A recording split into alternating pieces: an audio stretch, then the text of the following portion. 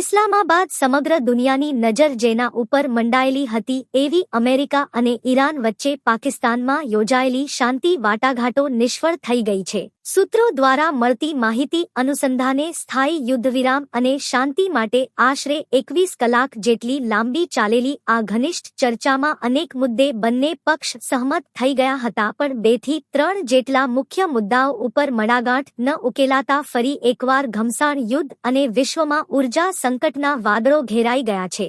પાકિસ્તાનની મધ્યસ્થતામાં ઇસ્લામાબાદમાં યોજાયેલી આ વાટાઘાટ બાદ અમેરિકા પરત રવાના થતા પહેલા ઉપરાષ્ટ્રપતિ જેડી વેન્સે જણાવ્યું હતું કે અમેરિકા તરફથી શ્રેષ્ઠ અને અંતિમ ઓફર અપાઈ હતી, પરંતુ ઈરાને આ શરતો માનવાનું પસંદ કર્યું નથી. વેન્સે આગળ કહ્યું હતું કે આ બેઠકમાં સમજૂતી ન થવી એ અમેરિકા માટે સારા સમાચાર નથી, પણ ઈરાન માટે તો ખૂબ ખરાબ સમાચાર છે. બીજી બાજુ ઈરાનના વિદેશ મંત્રાલયે આ વાટાઘાટને ઘનિષ્ઠ ગણાવતા વોશિંગ્ટનની માગણીઓને આત્યંતિક ગણાવી હતી. ઈરાન પોતાના પરમાણુ કાર્યક્રમ અને સ્ટ્રેટ ઓફ હોર્મુઝ મુદ્દે ઝૂકવા તૈયાર નથી. કોઈ પણ પ્રકારના અમેરિકી દબાણને તાબે નહીં થવાનો સંકેત પણ ઈરાને અપાયો હતો. જો કે ઈરાને એમ પણ જણાવ્યું હતું કે વાતચીતના દ્વાર સાફ બંધ થઈ ગયા એમ પણ માની લેવાની જરૂર નથી. વધુમાં જાણવા મળ્યું છે કે શનિવારે અમેરિકા અને ઈરાનના પ્રતિનિધિ મંડળ વચ્ચે ઇસ્લામાબાદમાં આશરે